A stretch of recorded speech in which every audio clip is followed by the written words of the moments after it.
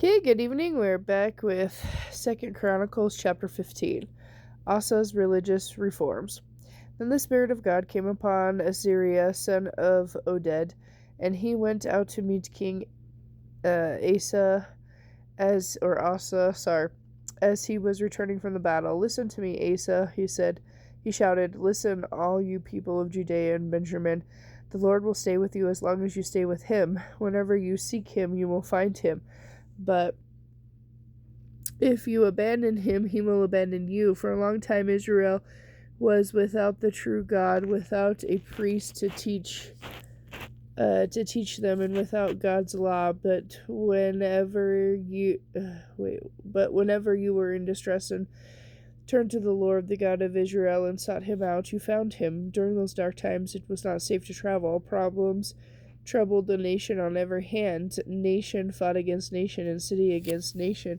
For God was troubling you with every kind of problem. And now, you men of Judea, be strong and courageous, for your work will be rewarded." When Asa heard this message from Azariah the prophet, he took courage and removed all the idols in the land of Judea and Benjamin, and in the towns he had captured in the hill country of Ephraim, and he repaired the altar of the Lord, which stood in front of the foyer of the Lord's temple.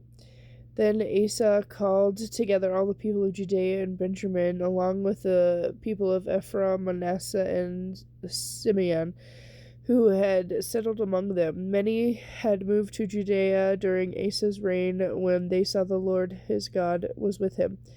The people gathered at Jerusalem in the late spring during the 15th year of Asa's reign. On that day they sacrificed to the Lord some of the animals they had taken as plunder in the battle, 700 oxen and 7,000 sheep and goats. Then they entered into a covenant to seek the Lord, the God of their ancestors, with all their heart and soul. They agreed that anyone who refused to seek the Lord, the God of Israel, would be put to death, whether young or old, man or woman. They shouted out their oath of loyalty to the Lord with trumpets blaring and horns sounding. All were happy about this covenant, for they had entered into it with all their hearts. Eagerly they sought after God, and they found him, and the Lord gave them rest from their enemies on every side. King Asa even disposed their grandmother Maacah from their position as queen mother, because she had made an obscene Asherah pole. He cut down the pole, broke it up, and burnt it into the Kindra Valley.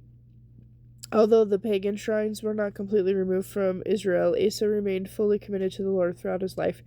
He brought into the temple of God the silver and gold and the utensils that he and his father had dedicated. There was no more war until the 35th year of Asa's reign. 2 Chronicles chapter 16. Final years of Asa's reign. In the 36th year of Asa's reign, King Baasha of Israel invaded Judea and fortified Ramah in order to prevent anyone from entering or leaving King Asa's territory in Judea. Asa responded by taking the silver and gold from the treasuries of the Lord's temple and from the royal palace. He sent it to the king Ben-Hadad of Aram, who was running in Damascus, along with this message: "Let us renew the treaty that existed between your father and my father. See, I am sending you a gift of silver and gold to break your treaty with King Baasha of Israel, so that he will leave me alone." Ben-Hadad agreed to King Asa's request and sent his armies to attack Israel. They conquered the towns of Ijon, Dan, Abel, Beth Maacah, and all the store cities in Naphtali. As soon as Baasha of Israel heard what was happening, he abandoned his project of fortifying Ramah. Then King Asa called out all the men of Judea to carry away the building stones and timbers that Baasha had been using to fortify Ramah. Asa used these materials to fortify the towns of Geba and Mizpah.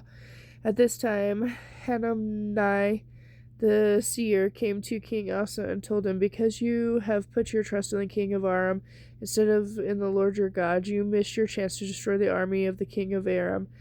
Don't you remember what happened to the Ethiopians and Libyans and their vast army with all their chariots and horsemen? At that time you relied on the Lord, and he handed them all over to you. The eyes of the Lord search the whole earth in order to strengthen those whose hearts are fully committed to him. What a fool you have been! From now on you will be at war. Asa became so angry and Hanani for saying this that he threw him into prison. At that time Asa also began to oppress some of his people. Summary of Asa's reign. The rest of the events of Asa's reign, from the king of Judea and the rest of the events of Asa's reign from beginning to end are recorded in the book of the kings of Judea and Israel. In the 39th year of his reign, Asa developed a serious foot disease. Even when the disease became life-threatening, he did not seek the Lord's help, but sought help only from his physicians. So he died in the 41st year of his reign. He was buried in the tomb he had carved out for himself and the king of David. He was laid on a bed perfumed with sweet spices and ointments, and at his funeral the people built a huge fire in his honor. 2 Chronicles chapter 17. Jehoshaphat rules in Judea. Then Jehoshaphat, Asa's son, became the next king. He strengthened Judea to stand against attack from Israel. He stationed troops in all the fortified cities of Judea and assigned additional garrisons to the land of Judea and to the towns of Ephraim that his father Asa had conquered.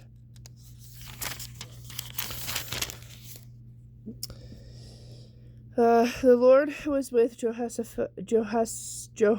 Oh my gosh, why can't I? The Lord was with Jehoshaphat. Sorry, excuse me for that. Because he followed the example of his father's early years, and he did not worship the images of Baal.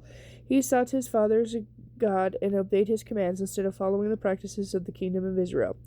So the Lord established Jehoshaphat's control over the kingdom of Judea. All of the people of Judea brought gifts to Jehoshaphat, so he became very wealthy and highly esteemed. He was committed to the ways of the Lord. He knocked down the pagan shrines and destroyed the Asherah poles. In the 3rd year of his reign, Jehoshaphat sent out his officials to teach in all the towns of Judea. These officials included Ben-Hel, Obadiah, Zechariah, Nathaniel, and Micaiah. He sent Levites along with them, including Shemaiah, Nethaniah, Zebediah, Asahel, Shemiramoth, Jehonathan, Adonijah, Tobijah, and Tobadonijah, and again I apologize for the pronunciation of those. He also sent out the priests Elishama and Jehoram. They took copies of the book of the law of the Lord and traveled around through all the towns of Judea, teaching the people. Then the fear of the Lord fell over all the surrounding kingdoms, so that none of them declared war on Jehoshaphat. Some of the Philistines brought him gifts and silver as tribute, but the Arabs brought 7,700 rams and 7,700 male goats. So Jehoshaphat became more and more powerful and built fortresses and store cities throughout Judea. He stored numerous supplies in Judea's towns and stationed an army of seasoned troops at Jerusalem. His army was enrolled according to ancestral clans. From Judea there were 300,000 troops organized in units of 1,000 under the command of Adnah. Next in command was Johanan, who commanded 280,000 troops. And next was Amasiah, son of Zichri, who volunteered for the Lord's service with 200,000 troops under his command. From Benjamin there were 200,000 troops equipped with bows and shields, and they were under the command of Eliada, a veteran soldier. Next command was Jehoshaphat, who commanded 180,000 armed men. These were the troops stationed in Jerusalem to serve the king, besides those Jehoshaphat stationed in the fortified cities throughout Judea. Okay, and with that, tomorrow I'll be back with chapter 8.